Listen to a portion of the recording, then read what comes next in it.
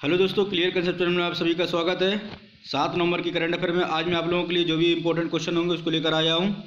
दोस्तों, पहला क्वेश्चन है, पाकिस्तान सरकार सिंध प्रांत में स्थित बुद्धो एवं बूंदा द्वीप को चीन को मुफ्त में देने की योजना बना रहा है। दोस्तों, क्या है ये पूरा मामला, इसके बारे में आइए समझते हैं। दोस्तों, आप लोग समझते होंगे कि चाइना के पास पाकिस्तान के पास भी कोई द्वीप है। हाँ दोस्तों, इनके पास जो द्वीप है उनको मैं आप लोगों को सामने दिखा रहा हूँ। 2 द्वीप हैं। ये देखो, ये रहा पूरा पाकिस्तान में ये आप लोगों को दिख रहा है बलूचिस्तान वाला क्षेत्र, ये पंजाब वाला, ये अपना इंडिया, इसके साथ में ये जम्मू कश्मीर वाला, तो यहाँ तो कहीं होना नहीं चाहिए। अब ये बात आती है, यहाँ पर 2 क्षेत्र, यहाँ पर एक बलूचिस्तान और एक सिंध प्रांत। तो ये जो आपको सिंध प्रांत दिख रहा है, ये जो सिंध प्रांत आपको दिख रहा है, सिंध प्रांत के दक्षिण में यहाँ पर इनके पास 2 द्वीप हैं। कौन कौन से? एक तो बुद्धो और बूंदा, 2 हैं दोस्तों। तो इनके बारे में हम चर्चा करते हैं, क्यों ये चर्चा में रहा। दोस्तों इसमें क्या हुआ कि पाकिस्तान की जो सरकार है, उसके जो प्रधानमंत्री हैं इमरान खान, इनकी जो वहाँ पर जो पार्टी है पाकिस्तान तहरीक ए इंसाफ। पाकिस्तान में 3 पार्टी हैं। कौन कौन सी? एक पीटीआई जो इमरान खान की है, पाकिस्तान तहरीक ए इंसाफ, और एक है इसकी पाकिस्तान पीपल पार्टी जो व्लादिमीर भुट्टो है उनकी। कौन सी? Pakistan people party. उसके बाद एक नवाज शरीफ की पार्टी है, पाकिस्तान मुस्लिम लीग। ये 3 पार्टी कहाँ पर हैं? जिसके अभी जो पीपल पार्टी है पाकिस्तान पीपल पार्टी है, जिसके हेड कौन है? बिलावल भुट्टो जरदारी। जो बिलावल भुट्टो जरदारी है, उन्होंने क्या किया, ये जो आप लोग सिंध प्रांत देख रहे हैं, इस सिंध प्रांत में अभी हाल ही में इन्हीं की सरकार है। जैसे अपने यहाँ स्टेट होते हैं, इसके ऐसे ही पाकिस्तान में प्रोविंस होते हैं। क्या होते हैं? प्रोविंस होते हैं। तो जो प्रोविंस हैं, जो सिंध प्रोविंस है, सिंध प्रोविंस के दक्षिण में यहाँ पर ये दोनों द्वीप पाए जाते हैं दोस्तों। तो यहाँ पर इनकी सरकार है दोस्तों। तो इन्होंने एक ट्वीट करके कहा, और जो आप न्यूज़ में सुन रहे हैं कि पाकिस्तान क्या कर रहा है, ये जो द्वीप आइलैंड है ये चाइना को देने जा रहा है, चाइना को बेचने जा रहा है। अब हकीकत क्या है ये मैं आप लोगों को बताऊं। 2019 में इमरान खान गए थे चाइना। कब? 2019 में। तब क्या हुआ था कि जो ग्वादर पोर्ट है, और इन्होंने क्या किया था कि ग्वादर पोर्ट पे जो कब्जा किसका है? चाइना का। जो एक सीपेक के तहत चाइना कॉरिडोर, जो चाइना पाकिस्तान कॉरिडोर था, उस पर चाइना ने एक कॉरिडोर बना रखा है, चाइना की वजह से बना है। तो दोस्तों उसमें क्या था कि उसकी सहायता से पाकिस्तान ने चाइना से 60 करोड़ रुपए कर्ज में लिए थे। तब उसके बाद जब अभी 2019 में फिर से दोबारा जब लोन लेने गए, तो ये कहा कि ये चुकाने के लिए आपके पास क्या है जो आप दोबारा ये लोन लेने आ गए। तो उन्होंने 9 आइलैंड के लिए मांगा था, 9 आइलैंड मुझे चाहिए। लेकिन हाँ, फिलहाल ही में चाइना ने क्या किया, पाकिस्तान ने ये 2 आइलैंड जो आपको मैंने बताया है, एक बुद्धो और बूंदा जो है, ये दोनों आइलैंड चाइना को उस टाइम दे दिए थे, और 50 लाख करोड़ रुपए लेकर वहाँ से आए थे। अब जब जवाब मांगा गया इमरान सरकार से, तो इन्होंने हवाला दिया कि यहाँ पर हम इनको सिंगापुर बनाएंगे। क्या बनाएंगे? सिंगापुर बनाएंगे। तो कहा गया कि जब आप सिंगापुर बनाएंगे, जो ये पाकिस्तान पीपल पार्टी है, इसने इसका विरोध किया और कहा आप सिंगापुर जो बनाने जा रहे हैं, उन द्वीपों को छोड़ दिए, पहले कराची को ही सिंगापुर बना लीजिए। दूसरी बात, जो भुखमरी से लोग मर रहे हैं, जिनके पास भोजन नहीं है, जो बेरोजगार हैं, पहले उनकी तरफ ध्यान आकर्षित कर लीजिए, तब जाके उन 2 द्वीपों को बना दीजिए, तब जाके सिंगापुर बनाइए।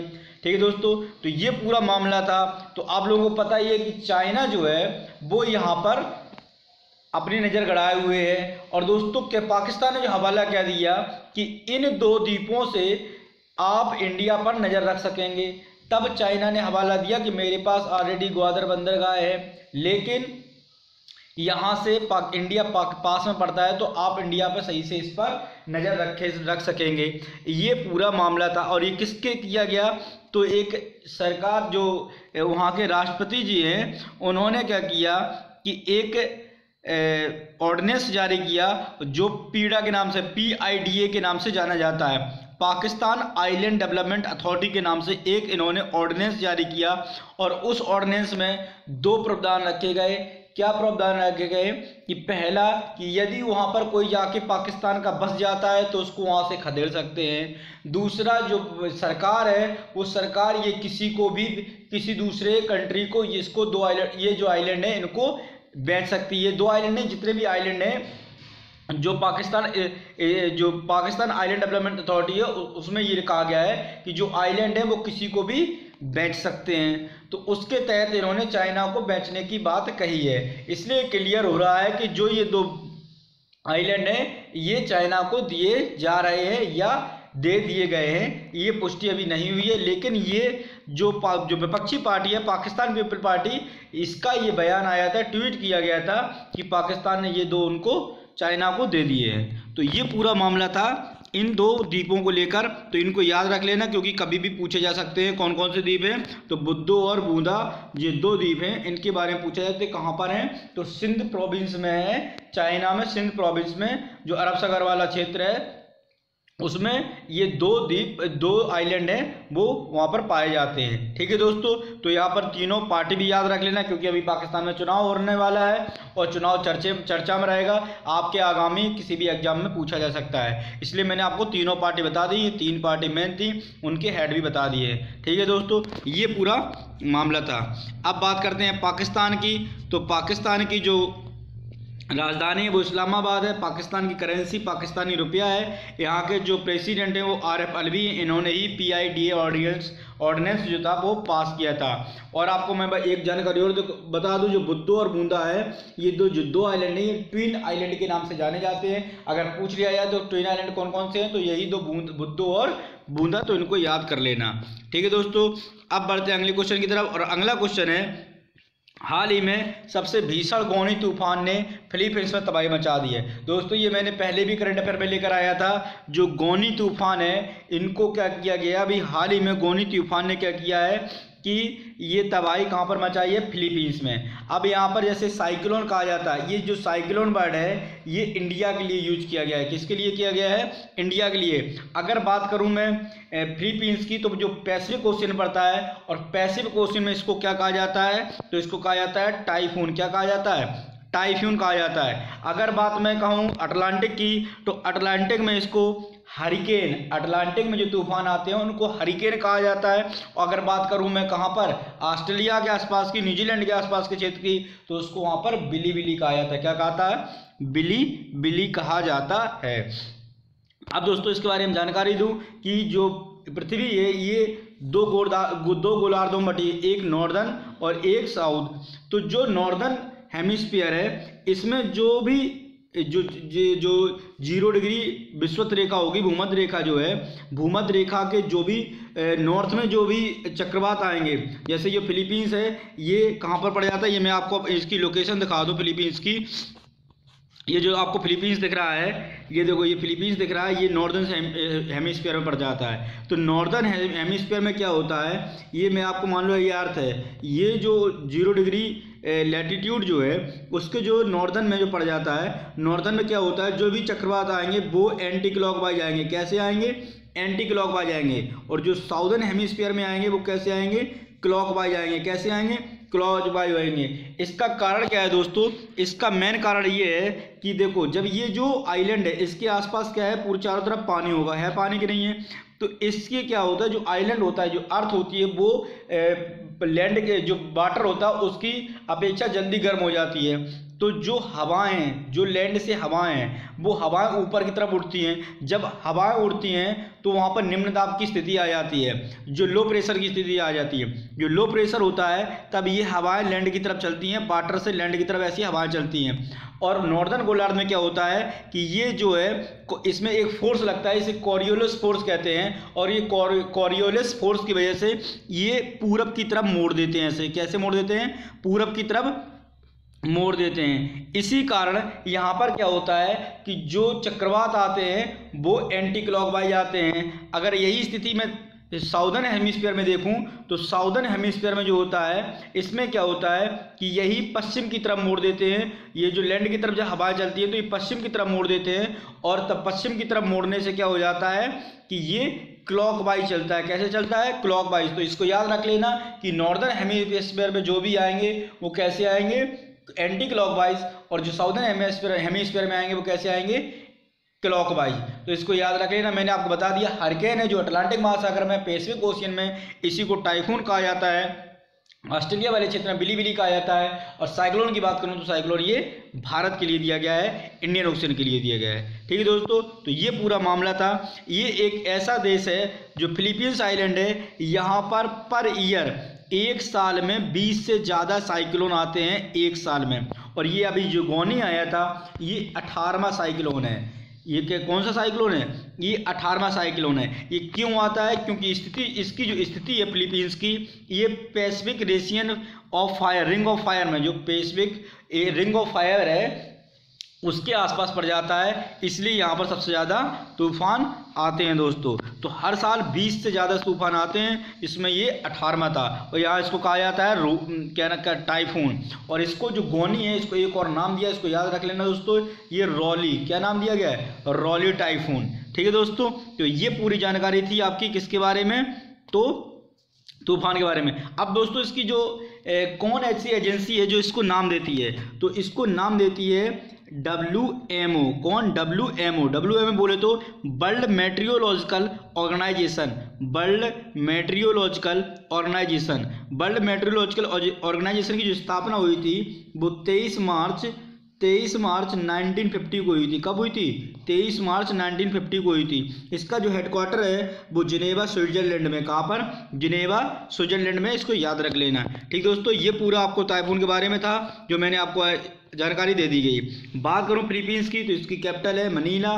फिलीपींस जो मुद्रा है वो फिलीपींस पैसो है। राष्ट्रपति जो है वो रॉड्रिगो डुटेर्टे है। तो इनको याद रख लेना है, नाम बहुत अजीब है। ठीक है दोस्तों, आगे बढ़ते हैं, अगली खबर पर चलते हैं। तो सर्वोच्च न्यायालय ने विधायकों व सांसदों से संबंधित न्यायालय में लंबित मामलों में जल्द निपटाने के लिए एक विशेष अदालत गठित करने की आदेश दिया है। ये दोस्तों जो आदेश है ये 2017 में भी दे दिया गया था। तो दोस्तों जो भी कानून है ये कौन गठित करता है? तो ये अपनी संसद जो है वो गठित करती है। अब संसद में दो तरीके के होते हैं कानून गठित। एक तो कॉन्स्टिट्यूशनल होता है। कौन सा होता है? कॉन्स्टिट्यूशनल, संवैधानिक कहते हैं। और एक क्या होता है? विधिक। ठीक है, एक कॉन्स्टिट्यूशनल होता है और दूसरा क्या होता है? विधिक होता है, स्टैट्यूटरी होता है। ठीक दोस्तों, ये दो तरीके कानून बनाए जाते हैं। तो ये कौन सा कानून बनाया जाना था? तो ये विधिक बनाया जाना था। तो ये जो विधिक है, अब ये कैसा कानून बनाना था, किस लिए बनाना था? क्योंकि दोस्तों अभी हालिया रिपोर्ट में देखा गया है कि टोटल जो 4500 जो 52 आपराधिक मामले हैं उनमें 2556 मामले सिर्फ MP से रिलेटेड है। कितने? MP से रिलेटेड जो सांसद हैं उनसे रिलेटेड मामले हैं। अब दोस्तों सांसद के खिलाफ ही बनना है ये जो वो क्या नाम है, जो एक कानून बनाने जाना है। तो पता है आप लोगों को, ये 2017 में भी सुप्रीम कोर्ट ने कहा था और 2020 में कहा है, लेकिन ये बनना नहीं है। क्योंकि कौन सांसद अपने खिलाफ चाहेगा कि मैं सांसद अपने खिलाफ ये कानून जो है वो भारत नहीं होने देना चाहेंगे। ठीक दोस्तों, तो ये पूरा मामला था दोस्तों। जो किस तरीके से मैं आप लोगों को बता दूं कि 2014 को अगर देखूं और 2019 को अगर देखूं तो 2019 और 14 में इतना था कि 2014 में जो मामले थे वो 23% थे जो MP से रिलेटेड थे। अगर 2019 की बात करूं तो ये बढ़कर 43% हो गए। कितने हो गए? 43%। ये डाटा आप लोगों को देखना होगा। अब ये किसके प्रति बनेगी? तो जो भी MPs और MLA हैं जिन पर मर्डर टू अटेम्प्ट या रेप या किडनैपिंग या क्रिमिनल अगेंस्ट वुमेन, इस तरीके का अगर जिन पर मामले हैं उन पर स्पेशल एक कानून बनाया जाएगा और स्पेशल अदालतें जारी की जाएंगी। जो 12 अदालतें होंगी जो 11 राज्यों में स्थापित की जाएंगी। ये विशेष कोर्ट होंगी। 11 राज्यों में 12 विशेष कोर्ट बनाए जाएंगे। ठीक दोस्तों, जो इन मामलों को देखेंगी। और ये जो कोर्ट बनाए जाएंगे, ये केस जो होंगे वो किसी विधायक या किसी जो राजनेता होगा उसके नाम पर नहीं होगा। ये कानून के उस पर उस पर सुनवाई की जाएगी। ये पूरा मामला था दोस्तों जो सर्वोच्च न्यायालय से रिलेटेड था, जो भी कोर्ट बनाए जाएंगे। ये मैंने आप लोगों को अभी पूरी डिटेल दी है। 4552 आपराधिक मामले जो है वो 2556 किसके थे, संसद सदस्य के। ठीक है दोस्तों, अगले क्वेश्चन की तरफ बढ़ते हैं। अगला क्वेश्चन बहुत ज़्यादा इंपॉर्टेंट और बहुत ज़्यादा इंटरेस्टेड है दोस्तों। केंद्र सरकार द्वारा दूरसंचार लाइसेंस प्रदान करने के लिए बनाए गए नए नियमों का दूरसंचार कंपनियों ने विरोध किया है। क्यों दोस्तों विरोध हो रहा है, इसके बारे में आप लोगों को जानकारी दूं। दोस्तों क्या है कि जब जो कांग्रेस सरकार थी उसमें क्या हुआ था, एक 2G स्पेक्ट्रम घोटाला हुआ था, जो 2000 जो सेंट्रल गवर्नमेंट एनडीए गवर्नमेंट है, ये आने के बाद ये खुलासा हुआ था 2G स्पेक्ट्रम घोटाला।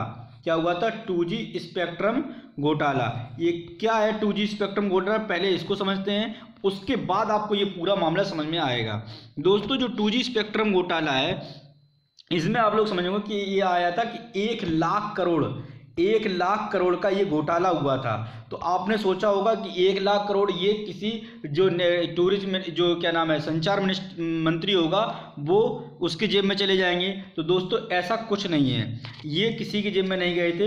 क्या हुआ था दोस्तों, मैं आप लोगों को बता दूं। जैसे मान लो कि 2G जो स्पेक्ट्रम है, 2G जो नेटवर्क हैं, ये क्या था कि ये मिनिस्टर को कंपनियों को देने थे, बांटने थे कि ये आप लोग पूरे देश में चला, हमें एक पूरा पैसा जितना है एक इतना पैसा दे दीजिए। ठीक है दोस्तों, उसमें क्या था, उसमें कई सारी कंपनियां थी। मान लो कई सारी कंपनियां आई, टाटा आ गई, बिरला आ गए, ठीक दोस्तों, इस तरीके से अंबानी जी जियो वाले आ गए, ठीक है, और इसी तरीके से मान लो एयरटेल आ गए। ठीक है दोस्तों, इस तरीके से ये 5-6 कंपनियां आई।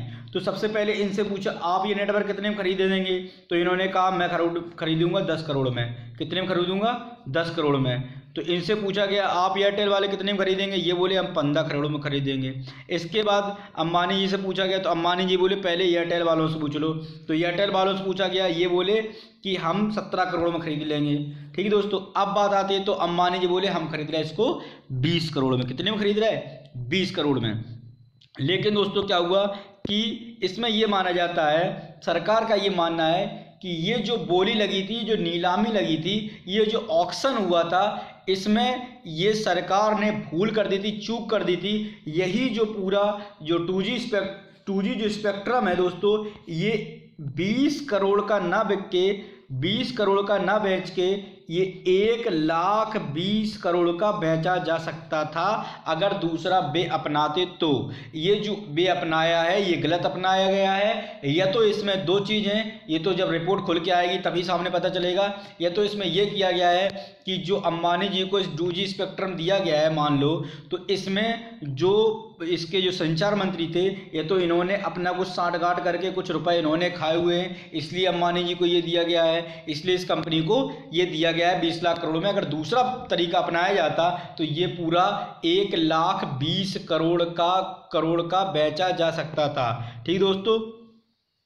तो ये पूरा मामला था जिसमें ये सरकार को 1,20,00,000 करोड़ का घाटा हुआ है इस 2G स्पेक्ट्रम के मामले में। इसलिए दोस्तों ये जो बताया जा रहा है कि जो ये हुआ है, ये घोटाला हुआ है, ये इसकी जो केंद्र सरकार थी, केंद्र में जो सरकार थी कांग्रेस की, उसमें हुआ था। तो दोस्तों इस तरीके से कई सारे तब इस पर जो कई सारे एक्ट बनाए गए थे। Indian wireless act 1995, Indian telegraph law 1885, इस तरीके से कई सारे एक्ट वगैरह बनाए गए थे दोस्तों।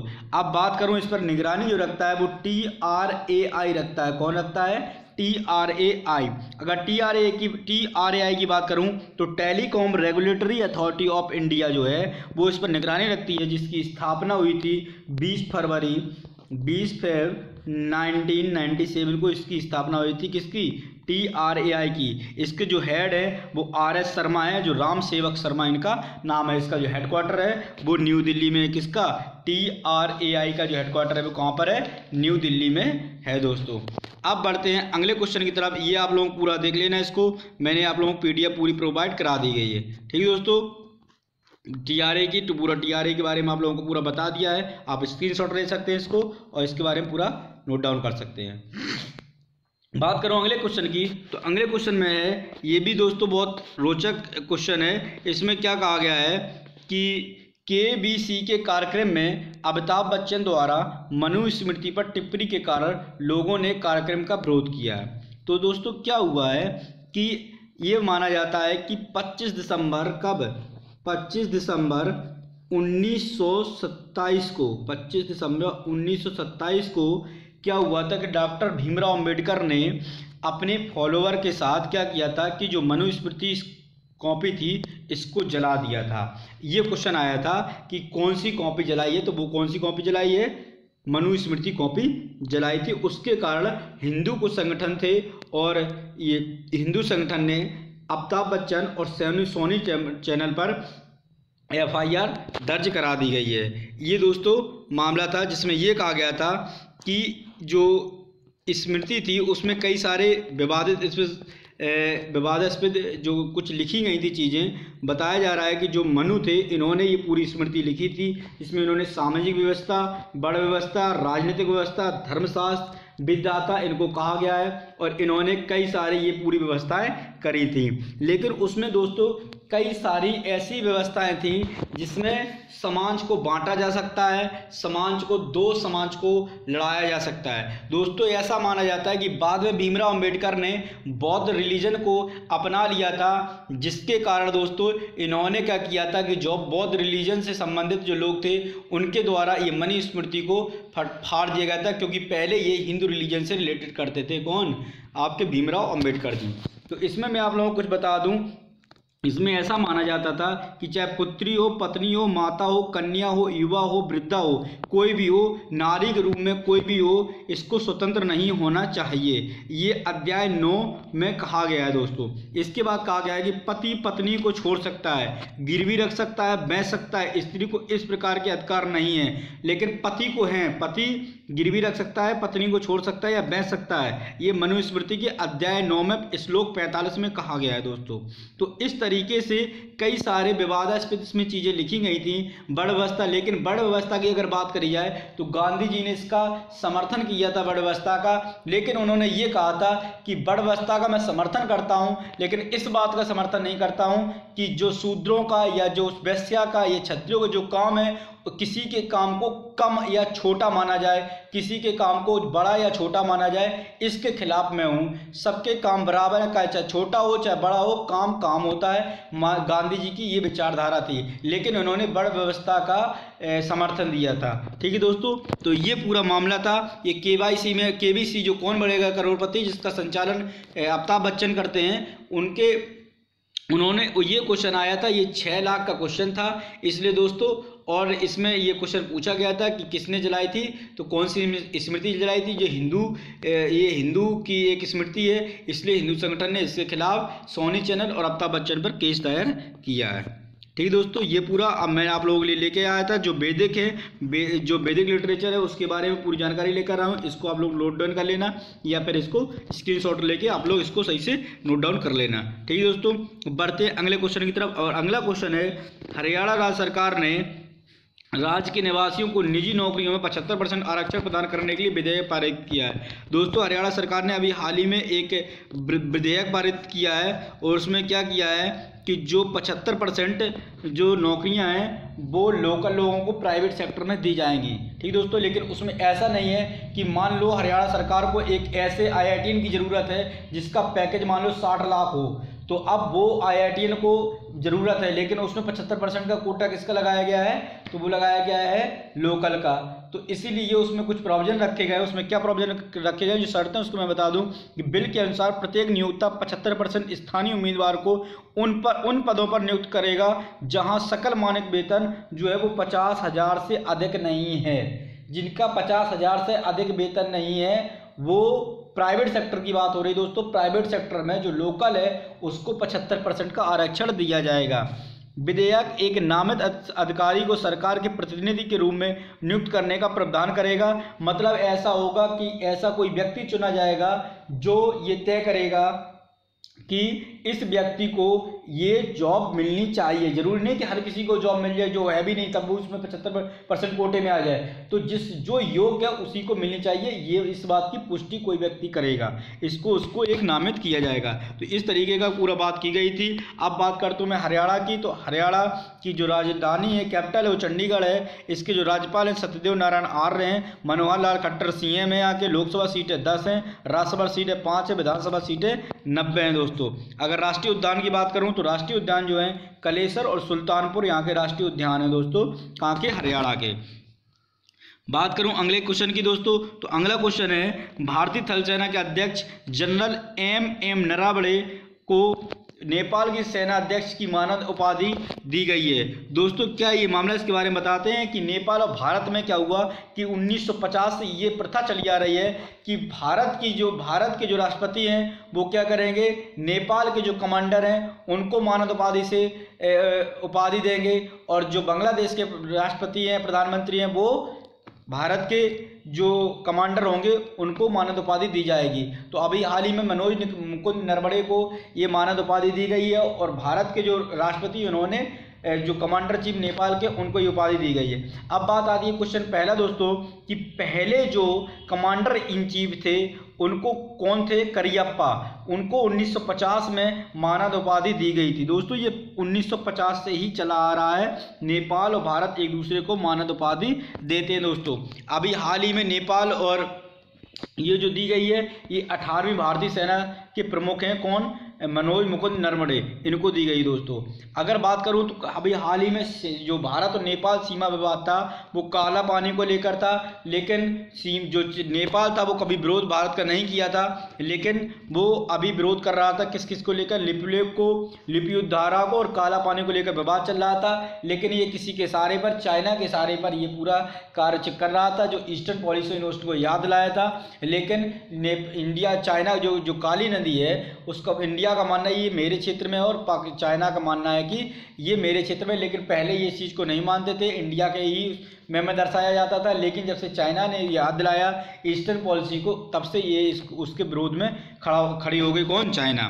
तो ये पूरी बात थी दोस्तों, ये पूरा मामला था नेपाल को लेकर। ठीक है दोस्तों, अब बात करते हैं नेपाल की। तो नेपाल की जो कैपिटल है वो काठमांडू है, करेंसी है रुपया है, इसके प्रधानमंत्री केपी शर्मा ओली हैं, जो आप लोगों को उसी विचारधारा से, जो साम्यवादी विचारधारा जैसे जो चाइना की है शी जिनपिंग की, वही साम्यवादी विचारधारा के ये भी हैं, कौन, केपी शर्मा ओली, इसलिए थोड़ी विचारधारा मैच कर जाती है। यहाँ के कॉन्टिनेंट एशिया कॉन्टिनेंट में पड़ जाती है। ठीक है दोस्तों, बात करते हैं अगले क्वेश्चन की। तमिलनाडु सरकार ने गरीब लोगों की रियायती भोजन पर उपलब्ध कराने के लिए मोबाइल अम्मा कैंटीन शुरू की है। दोस्तों ये मोबाइल अम्मा कैंटीन है, ये शुरू की गई है दोस्तों। पहले ये जो मोबाइल अम्मा कैंटीन है ये 2013 में की गई थी, जो पहले स्टेटिक्स थी, मतलब एक ही जगह पर ये दिया जाता था भोजन, लेकिन अब ये जगह जगह पर वितरित करेगा। ये 2020 में मोबाइल अम्मा कैंटीन जो है वो शुरू की गई है दोस्तों। ठीक है, पहले जयललिता ने शुरू की थी इसको। बात करते हैं तमिलनाडु की। तमिलनाडु की कैपिटल चेन्नई है। यहाँ के जो राज्यपाल बनवारी लाल पुरोहित हैं दोस्तों। अगर बात करूँ यहाँ मुख्यमंत्री थी तो एडप्पी के पलानी स्वामी हैं जो। ठीक दोस्तों, इसकी लोकसभा सीटें 39 है, राज्यसभा सीटें 18 है, विधानसभा सीटें जो हैं वो 234 हैं। अगर इसके राष्ट्रीय उद्यान की बात करें तो मन्नार की खाड़ी समुद्र में जो आपका पंबन द्वीप वगैरह है, जो श्रीलंका से मिलता हुआ है, गुंडी अन्नामलाई, और अन्नामलाई की जो सर्वोच्च चोटी है वो अन्नामुदी है, वो याद कर लेना। और ये जो मुदुमलाई और मुखुर्ती। ठीक है दोस्तों, अगले क्वेश्चन की बात करूं तो अगला क्वेश्चन है डीआरडीओ ने पिनाका MK1 रॉकेट प्रणाली का सफलतापूर्वक परीक्षण किया। ये दोस्तों उड़ीसा के तट पर ये पूरा परीक्षण किया गया है डीआरडीओ द्वारा। किसका? पिनाका MK1 रॉकेट प्रणाली का सफलतापूर्वक परीक्षण हुआ है दोस्तों। अगर पिनाका की बात करूं तो इसके 3 परीक्षण हो चुके हैं, पिनाका MK1, पिनाका MK2 और गाइडेड पिनाका, ये 3 परीक्षण हो चुके हैं दोस्तों। तो इनको याद कर लेना, ये पिनाका से रिलेटेड था, ये उड़ीसा में चांदीपुर में, ये तो आप लोगों को दिख रहा है। तो ये पूरा पिनाका सिस्टम है जो पिनाका MK1 MK2 का है। ठीक है दोस्तों, बात करूं पिनाका की तो पिनाका MK1 है जो वो उसकी रेंज पहले थी वो 45 किलोमीटर थी, अब ये 38 किलोमीटर रेंज है। ये किस किस की सहायता से डेवलप्ड किया गया है? तो ये DRDO और HEMARL के तहत इसको डेवलप्ड किया गया है, high energy material research laboratory के द्वारा। ठीक है दोस्तों, और ARDE के द्वारा। ठीक है, तो इसको आप लोग इसको याद कर लेना। बात करें अगले क्वेश्चन की और अंतिम क्वेश्चन है, केंद्रीय पर्यटन मंत्री ने प्रसाद योजना के तहत केरल में पर्यटक सुविधा केंद्र का उद्घाटन किया है। तो दोस्तों अभी हाल ही में केंद्रीय मंत्री प्रहलाद सिंह पटेल ने एक प्रसाद योजना है उसका उद्घाटन किया है। तो ये क्या है प्रसाद योजना? जो pilgrims rejuvenation and spiritually augmentation drive है उसको लॉन्च किया है, एक प्रसाद योजना है ये दोस्तों, टूरिस्ट के लिए किया गया है, जो फैसिलिटेशन सेंटर का उद्घाटन किया जाएगा। ठीक दोस्तों, इसका जो निर्माण में जो लागत आई है वो 11.57 करोड़ आवंटित किए गए पर्यटन मंत्री प्रहलाद सिंह पटेल के द्वारा। ये पूरा मामला था दोस्तों। जो प्रसाद योजना है ये अभी हाल ही में लॉन्च की गई है, जो 2015 में इसको लॉन्च किया गया था, अब ये विकसित की जा रही है। स्टेट में 5 स्टेट हैं, ये आप लोग इसको याद करेगा। ठीक है, और कौन कौन सी जगह है? तमिलनाडु है, ये आपका राजस्थान है, और ये तमिलनाडु में 2 जगह है, और ये पूरी उड़ीसा में। ठीक दोस्तों, इसको सही से आप लोग याद कर लेना। ठीक दोस्तों, बात करते हैं अगर केरल की, तो केरल में भी किया गया है। केरल की अगर बात करूँ तो केरल की जो कैपिटल है वो तिरुवनंतपुरम है। अगर राज्यपाल की बात करूँ तो RM मोहम्मद खान है, और पिनराई विजयन इसके मुख्यमंत्री हैं। लोकसभा सीटें 29 हैं केरल में, राज्यसभा सीटें 9 हैं, विधानसभा सीटें 140 हैं। अगर राष्ट्रीय उद्यान की बात करूं तो राष्ट्रीय उद्यान अन्नामुदी, 16, इराविकुलम, मठिकट्टन, पम्बादुम, पेरियार और साइलेंट वैली। ठीक है दोस्तों, इरावदी नदी पर जो पेरियार है ये कहाँ पर? इरावदी नदी पर, इसको भी याद कर लेना। ठीक दोस्तों, ये पूरा आप लोगों को युद्ध परियोजना इसको याद कर लें, क्योंकि ये कई बार पूछा जाता है। युद्ध परियोजना है वो पेरियार नदी पर है केरल में, ये आप लोग याद कर लेना। ये दोस्तों आज का पूरा सेशन था। यदि आप लोगों को मेरा वीडियो अच्छा लगे तो इसको लाइक करिए, सब्सक्राइब करिए, शेयर करते रहिए, जिससे मैं आप लोगों के लिए और अच्छे से अच्छे वीडियो ला सकूँ। धन्यवाद दोस्तों।